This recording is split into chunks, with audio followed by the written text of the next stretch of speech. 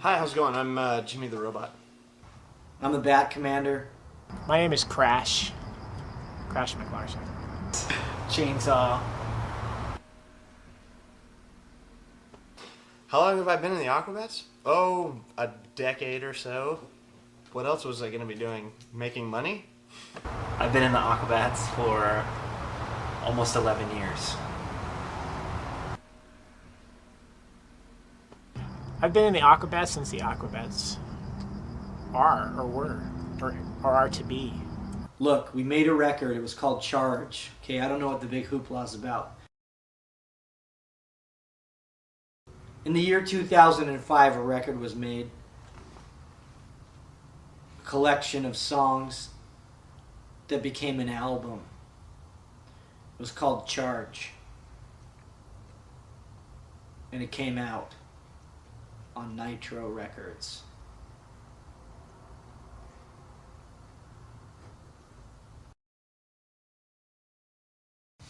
It took us 5 years to do another record, partly because we didn't have a record label, and that's mainly the main reason, is we didn't really have any place to go. And you know, fortunately, maybe we got on Nitro. Yeah, guys, marketing. Nitro was good to work with. Good label. They did a good job. Fortunately, we got on Nitro, and they're taking really good care of us. The deli trays are... We actually recorded it in a bank vault, and we locked the door, and we couldn't get out until the album was done. That was kind of actually the record label's idea. We basically show up to practice, plug in our instruments. I don't plug drums in, but plug in instruments. Start banging away, and if it sounds good, we keep it. Before we started that record officially, or before we started like rehearsing for that record, we'd always be like working on songs, and it seemed like it was like going to the dentist every time we went and tried to do it. I mean, it was either a song would come out right away and be great, no problem, or it would just drag on and drag and drag and drag. But once we started, officially kind of started Charge, everybody was on the same page, and it was pretty fast. We basically just saw the direction that the music was kind of going. We really liked it. It was fun. Sometimes it'd be me by myself. Sometimes it'd be Jimmy the Robot. I'd walk in from the street and I'd hear him playing a song, and it sounds so good, I just had to come in and start jamming with him. No, it wasn't very funny. I mean, we took it very seriously, you know. We really wanted to show the world that on this album that truly we are serious about what we do. And so there was no joking around at all. Most of the time when we got together, it was Crash and I. You know, we got together and we were like, I have these ideas. He was like, I've got these ideas. And we were like, how can these, you know, come together? And the first couple songs came together fairly quickly. The next couple songs took quite a while. But We finally were able to like narrow it down from about 40 songs and song ideas to 20. And then we actually demoed out 20, and then we recorded 16 songs. And then a couple of the songs got cut. But it was cool to be able to have a lot of songs and then whittle it down to the ones that everyone agreed on. We kind of like, everyone wrote down their favorite songs, and that's how the songs got picked for the record. We averaged it out. It was just a fun making of a record, you know. I got to know the guys. Some of them are pretty mean, some of them slave drive me a little bit, but it's cool. That's why I'm sweaty right now. Still practicing, trying to get things down. Charge was different from the other records because they used us instead of studio musicians. That was nice, you know what I mean? I mean, it was just like... And we had fewer members. We had fewer members involved in Charge. We seemed to be losing a member each album. And you know, a lot of bands would take that as a sign like, whoa, red flag, time to quit. Not us. No, sir. We're we're strong as ever. Let's talk about horns, the horns, okay?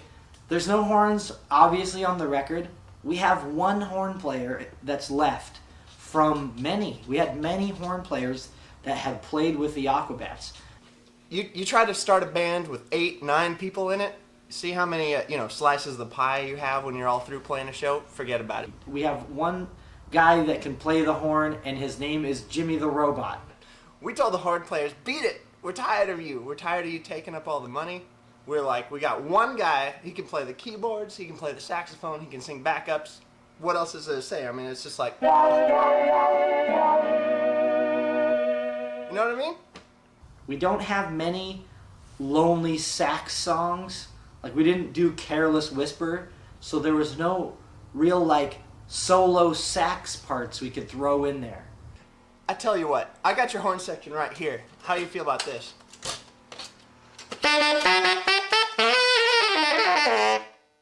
There was a part in Plastic Lips where the robot was going to play a sax solo, but it just didn't fit. It didn't really fit the song.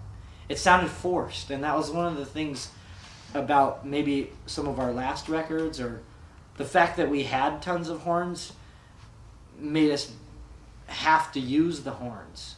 And I think where we're at now with fewer members of the Aquabats, like, if we want to use horns, we can, but before we had to have horns in every song, and maybe they didn't always make sense for the song. And so I grabbed a keyboard and was like, how do you feel about that? You know what I mean? Cameron Webb produced the Charge. We worked with Cameron many times in the past. He's like a guru or some magical mystic. What about Cameron? Cameron was like an enchilada platter. You got your main course, plus you got your beans and rice on the side. I mean, I was full immediately. He's like a garbanzo bean of red beet salads. He's like a... The thing about Cameron that's great is he hates everything you do. So you don't worry about what you do, you just do it, I even came into him with lyrics, and I was ready to sing, and he was like, those lyrics are bad, go change them. I was like, they're the Aquabats lyrics. No one cares. But they somehow got better. We were like, how do you feel about this? Like... And he was like, no. Play this song. It goes like this. We were like, Cameron, you're a genius. We'll go with that one. He definitely pulls performance out of you. He pulled things out of me I didn't know I had, like fancy drum rolls, bad eating habits.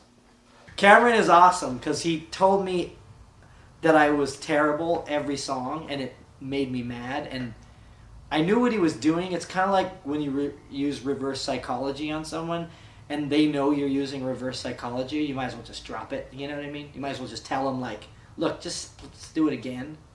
But it worked. He kept doing it, and it made me more mad. It made me mad that he was just doing it in the first place. You know what I mean? It was really tough, but in a good way. I mean, he always had an opinion, whether it was good or bad. Most of the time it was good, but along with that came massive amounts of constructive criticism. He's like, he wears glasses, he has curly hair, and I hate him. I hate Cameron Webb. At the same time, I love him. He's just like, we couldn't do anything without him. He's a good guy. And I've never seen him naked. And I hope to keep it that way.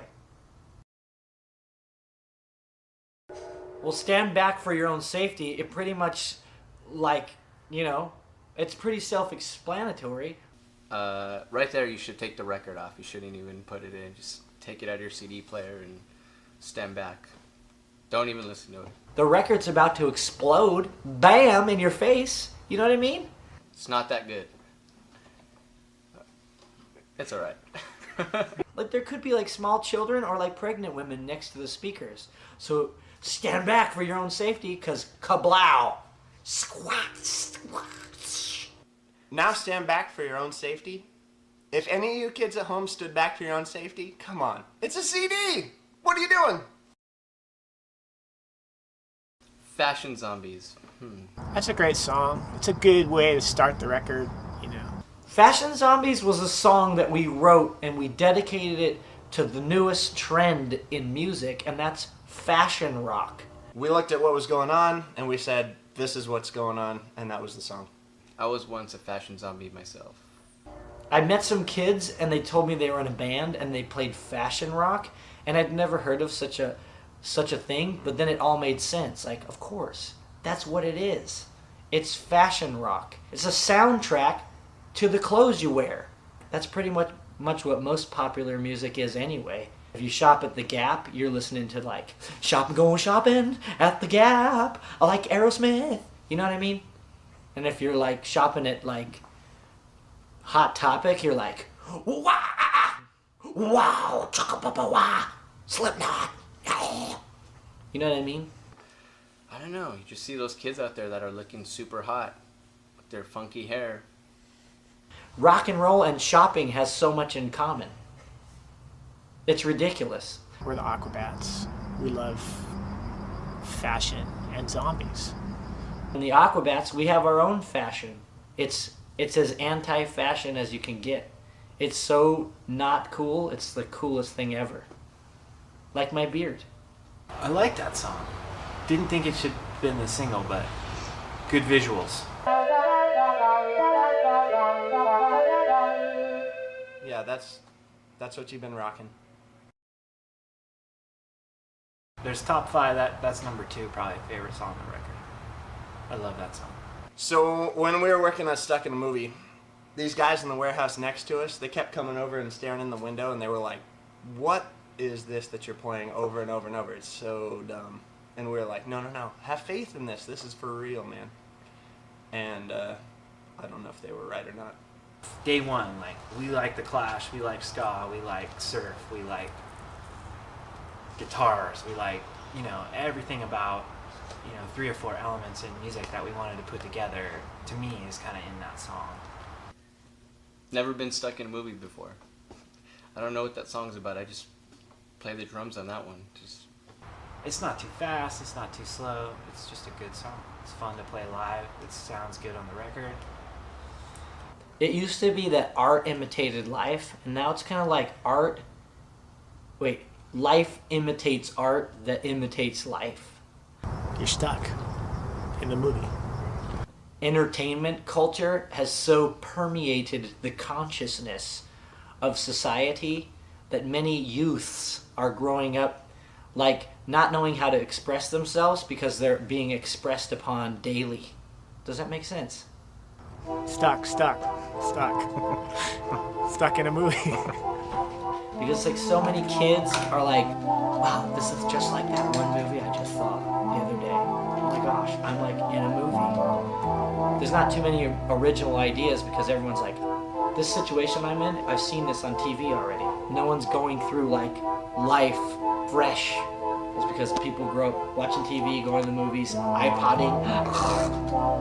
All I'm saying is, everyone's stuck in a movie, including myself. It's a comedy. Okay, this song is like, it's probably my favorite song on the record, Charge, and I'll tell you why, kids. Because there's no horns in it, and it's not ska. Just kidding. It kind of represents society and the pitfalls of man, fighting against the demons, the invisible woes of the angst of the American youth. The tiger needed riding, and we heeded the call. I have this friend, and he's an artist, and he paints like these like strange beings and tigers, and he had an art show, and he painted this guy hurling lightning bolts while he was riding on the back of a tiger, And this song is basically about that painting. Whoa, ride the tiger. He helped me write some of the lyrics. Because I called him up and said, dude, that painting was sick! There's a poster. The inspiration came from a poster in the studio. I'll just leave it at that. We have a painting in the studio, or it's a poster. And it's about a pinball game called Jungle Lord. And we got it from this band called Tree Fort from Atlanta. And that's the other inspiration of the song, is it brings out the beast in you. So it's kind of like a hybrid humanoid, a furry man. I mean, come on. The Jungle Lord brings out the beast in you. So we had to write the song. There was nothing else to be done about it.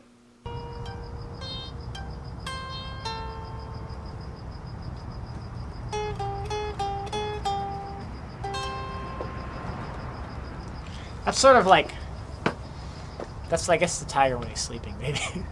Tiger Rider! Nerd alert. Feel sorry for some kids out there. So Nerd Alert, I don't know what that song's about. Hey, welcome to the show. I'm your host, Captain Nerd. Let's face it, we're all nerds. If you're like in the Aquabats or you're into the Aquabats, you're kind of a nerd. So we wrote a song called Nerd Alert, thinking that it would unite all the gangs and that we could take over the city. They tell me that I have writing credits on it, but I don't even remember what happened. I was a nerd. Everybody in this band, I think, is a closet nerd. They try to cover it up now, but they're nerds. You just take a look on stage. Every one of them. Bat Commander doing his funny dances. Crash playing his bass. Jimmy selling coins, being a nerd. Like, that's nerdy stuff, you know? Nerds will end up ruling. So if you're in high school and you get called a nerd by like Jocko Johnson or Flatiron Freddy, you know what I mean? Don't worry, because you will win. And that guy's going to be like sleeping on couches until he's like 40 and like doing cool stuff. And you're going to be like, you know, owning a mall and have like millions of dollars because you're smart. You're a nerd! But nerds win. Nerds needed alerting. We nerded their call. Good guitar riff, good singing. I like it because it's one of the faster ones on the record. There wasn't a bunch of super fast songs like most of our records have, but it's good. A dork is someone that is like trying really hard to fit in but will never make it. And a nerd doesn't care. Like, a nerd doesn't want to fit in. A nerd just likes, you know what I mean? Like, Magic the Gathering. I'm in. I don't care. You know? A nerd's just like, let's go home, let's read this HTML file, and let's do Flash on the computer. Let's build our own Flash games, and we'll make it, and we're going to learn, and it's awesome. And, like, that's a nerd. He's, like, applying his knowledge and learning more. He's focused.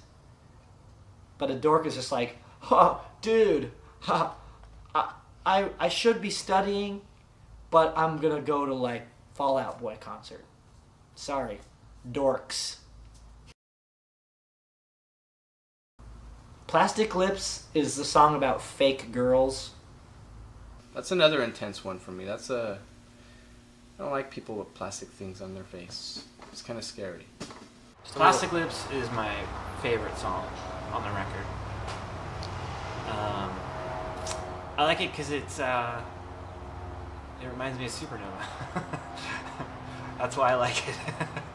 That's a hot rocker to some, and it's a hot boxer to the beef. Plastic Lips is a fun song. Like, it's good. I like it because it just hooks you in right away. Never kiss a girl with plastic lips. There's so much like finger pointing at fake girls, like, oh, that girl's fake, like she's augmented herself. She's done things to herself, or like, she feels like she has to do this to fit in. But what really it is like there's a line in the song that says like, I'm starting to think I'm artificial too, or you may think I'm artificial too. Because really it's guys, it's stupid fake guys that make girls do that. The girls like feel they have to fit in with guys' image. Don't get anything plastic on your face. It's no good. It's not mean though. It's just a fact. I'm just saying. Look at Me, I'm a Winner is just bam. Just epic arena rock killer song. You walk into a 7-Eleven and you can see yourself in that disc mirror, like, yeah, and you got a Slurpee. You're like, I'm going back to work. You know what I mean? All the kids in the crowd were like, hey, look at me, we're not winners, but we need an anthem anyway. So we just decided to say, you know, look at all you all, and look at all us all. We're all winners, right? That song is pure rock. I don't even need to explain that song for you guys. You can feel it. We've all seen Meatballs. It's just like, you may watch Cribs or all this stuff that like TV feeds you, like hypnotizes you with. You may try to fit in or like, but really like, you're just winning if you're out like paying your bills, you know? There's no pot of gold. You're just feeding the kids. You're paying your taxes. You're living. You're just living, you know? You're just chipping away at life. And that's all right. And you're a winner no matter what. That song is actually what it's all about when you play live. Like when you play in front of a decent sized crowd, you get to play that. You feel like you're just on top of Mount Rushmore, like throwing a big paper airplane. There's no horns up Look at Me, I'm a Winner because, frankly, there's no picking it up on Look at Me, I'm a Winner. The most thing that I was excited about that was, again, the story, because that reminded me of old Aquabats. The story, you know, like my skateboard. That's why I like that song the most, I think, because it reminded me the most of the first record. So I've spent a few hot summer nights on the organ, such as this, you know, like...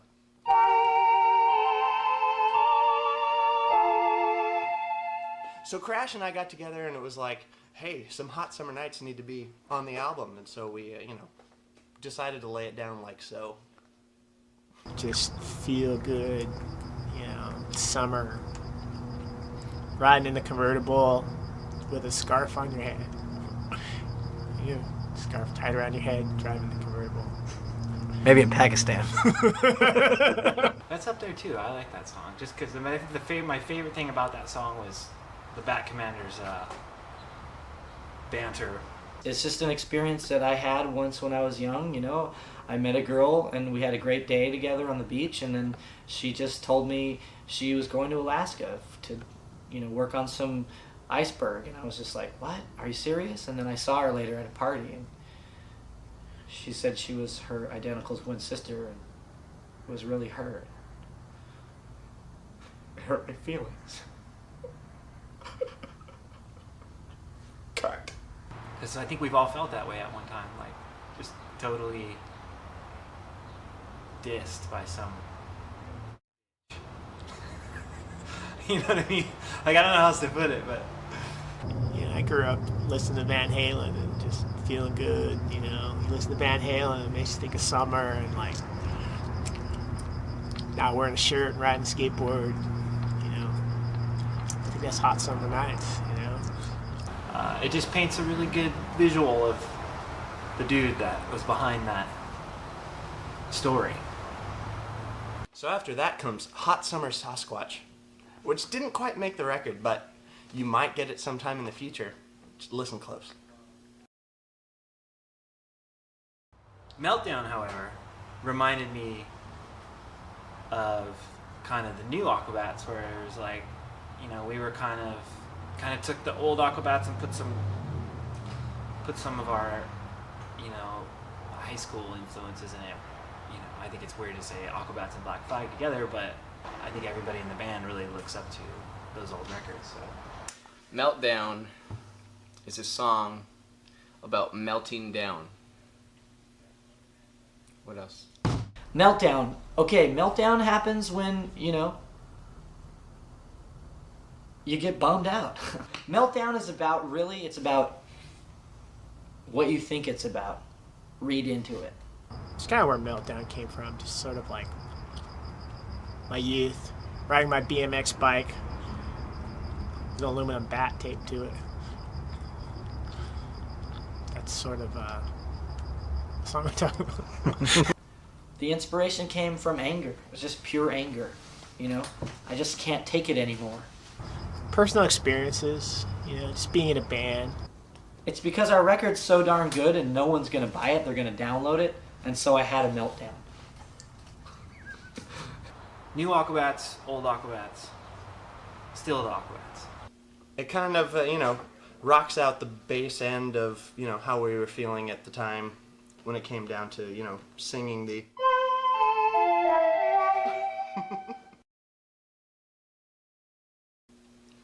So then there's Mechanical Ape. I don't play keyboards, I don't sing, and I don't play horns on this one. It's the only track that I had nothing to do with.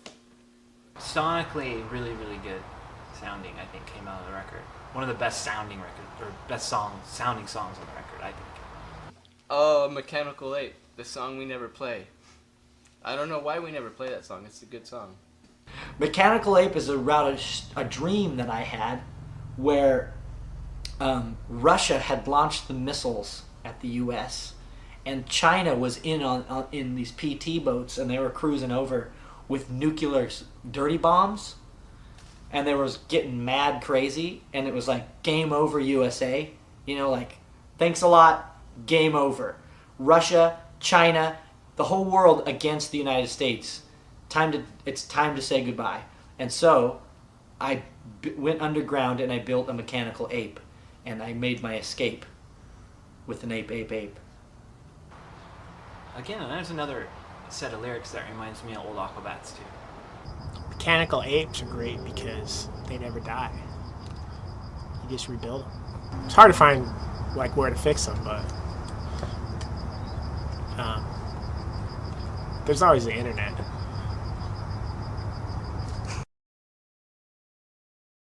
Demolition Rickshaw is a true story that happened in Nanking, China in 1899.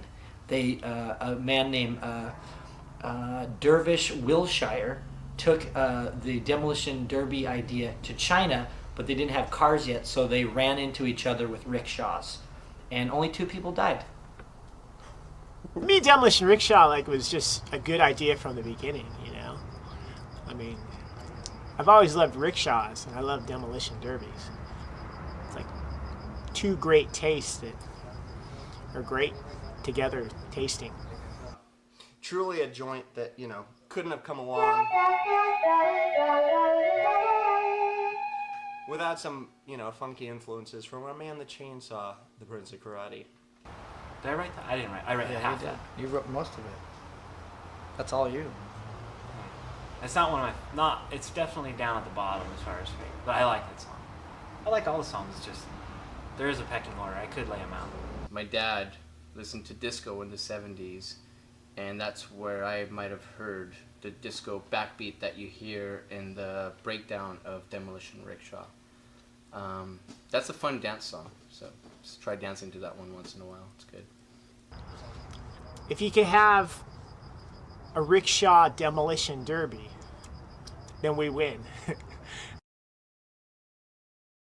Water Slides is a really beautiful song on the outside, but the inside, it's a fluffy marshmallow bunny.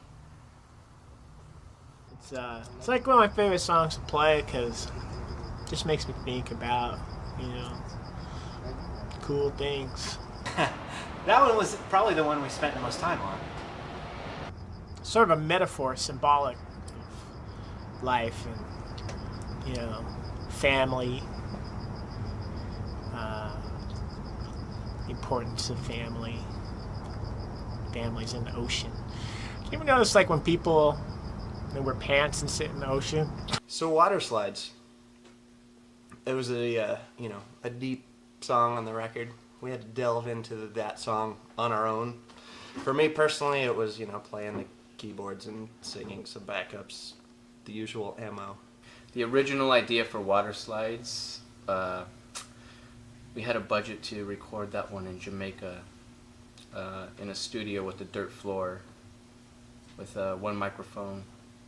We weren't going to be in the studio, we were going to be outside of the studio recording with the one microphone, because that's how they used to do it in the old days. And we just had this idea, like water slides, like for some reason Jamaica dirt floor studios recording outside with one microphone came into play, and we're just like, let's do it.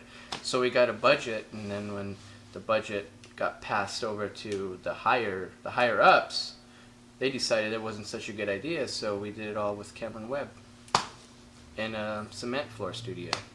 Song came out good though. I think we got the point across. Yeah, I mean the ocean is like we all live and breathe by the ocean. You know, we came from the ocean, maybe, probably not. I love that song.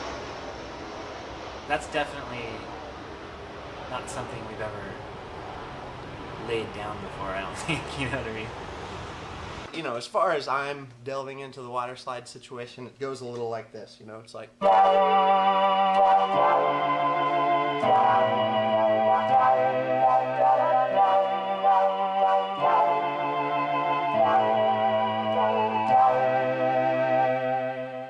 That's what water slides means to me. We were worried about that song coming out too serious, but I don't think it mattered. It was, I don't know.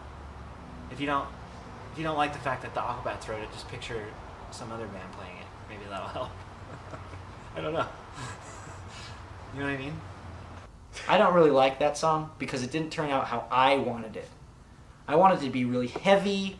I wanted to go wah, but everyone was like, "That's been done." I was like focused on that. I was focused, and I got outvoted, so I hate that song. I'm just kidding. I only hate it because it's ska. The kids love the Awesome Forces, and I think it's because it's a good ending song for the Aquabats, and the kids like to see a happy ending. It's a crowd favorite. It's a fan favorite. It's a fanny crowd favorite. That was one of the older ones we've had for a long time. So I was kind of sick of that song when we recorded it, but it's a super good live song because it's kind of like our old original theme song, but up to date, sort of, And it has a cool, kind of Super Sucker spin to it that I liked. Super Suckers, Smoking Popes. Go figure. Two different things, but somehow I feel like they're both in that song. I love Awesome Forces. It was co-written by our man Prince Adam, who was once in the Aquabats and who may return to the Aquabats, but who knows? He's a prince. He can do what he wants.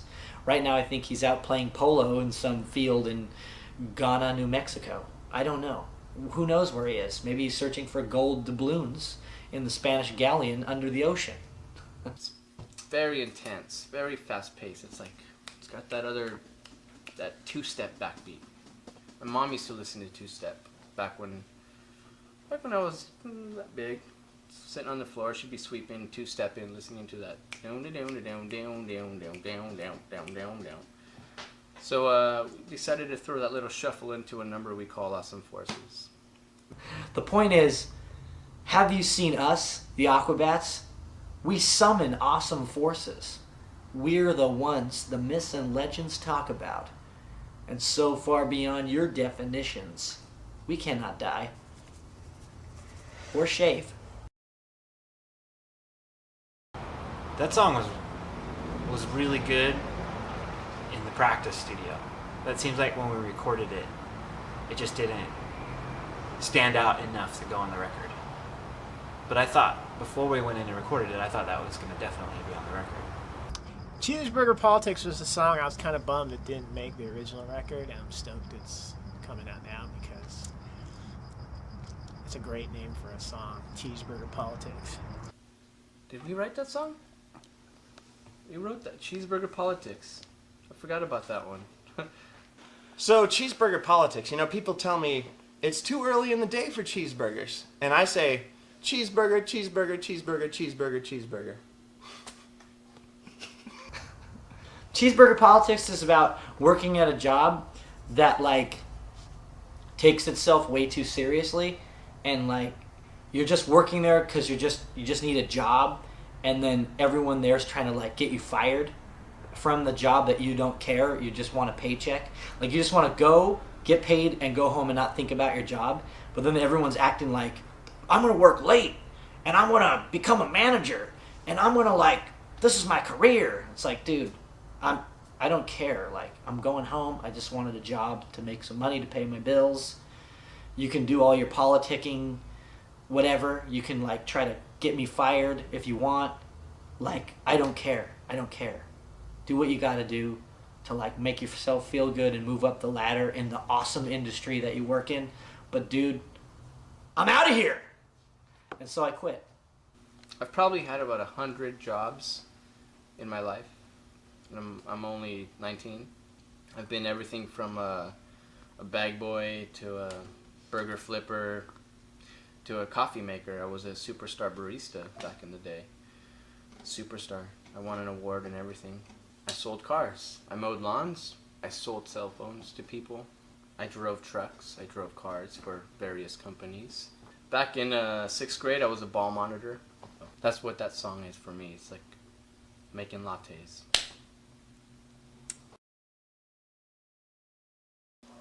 Video Night is this hot track that goes, I don't know, I didn't write it. It's like you're in junior high school and you want to have girls over and your parents are going to be gone because they're going to the opera or whatever. That song's just good, man. That song's good. I don't know what he's talking about. Got the VHS or Beta or something like that. Beta, it's DVDs. Why didn't he say DVDs? DVDs is where it's... Anyways, Video Night, DVDs, staying up all night, popcorn, chocolate milk for me. Video Night was a song co-written by a friend named Jared. He lives in San Francisco, and he's a great songwriter. And he was in a band called Ready Kilowatt, and you should check out all their stuff. But he's friends with us, and we wrote a couple songs with him. Another song called Comic Book Man, he helped us write. And he actually wrote most of it, but we fixed it and tweedled it around a little bit. But it's kind of like Pool Party, except it's like a video night. I'm just glad we didn't spend too much time on it. You know what I mean? That was one of those songs, like, probably 5 years ago that we would have hashed out and worked on for weeks, and then we would all really hated it. But this time we just kind of did it, and it was what it was. It is what it is. Didn't go on the record. I bet you some people will really like it. I don't know. It was written by some dude. He was like, Video Night, and I was like, do it. High Five City, I think, is a good song. It's not really my favorite. High Five City is just about slapping fives with your bros. It's a great concept to live in a city where everyone slaps high fives and everything's great. The idea of High Five City is rad, because we all want to live in High Five City. But really, what High Five City represents is an Aquabats concert. Can I get one? Anyone? High five? When you guys come to the concert, everyone's slapping high fives. That is High Five City, whether it's in Cleveland or Atlanta or Tallahassee or the El Rey, Los Angeles. You're gonna slap high fives all across the nation. That's what we do when we're on tour. It doesn't matter. High Five City is wherever the Aquabats are, and kids follow. It's like, that's where the city is. High five! High five! Somebody has a problem, you slap them a high five. Somebody gets mad at you, you rear end somebody in your car, get out of your car, high five them, it's okay. They tell me that High Five City is a hot track, but I don't believe them. It was a little too corny even for us, I thought. But good music. I mean, it was so, like, the arrangement and the music was amazing. And the melody was good. I just felt like, I don't know. It just got kind of gay by the time we finished it. If only more people could hear the song and the lyrics and how deep they are, I really think that there would be not as much war. I think we'd pull out of wherever we are fighting right now. I don't know, somewhere. Like, forgot where we are fighting right now, but So in closing, would I write another record like Charge? No. What I remember the whole time is thinking, I wish we would have made this record 4 years ago. That's all I can say. I think Charge is the glue that glues the Beatles and Linkin Park together. It's all the same 3 chords. What's the difference? It's just haircuts. Just Charge was an incredible experience I'll always remember and never cherish. I mean, I'll always cherish and never remember. I mean, I'll never forget and always remember. If I could make another record, I would call it Charge.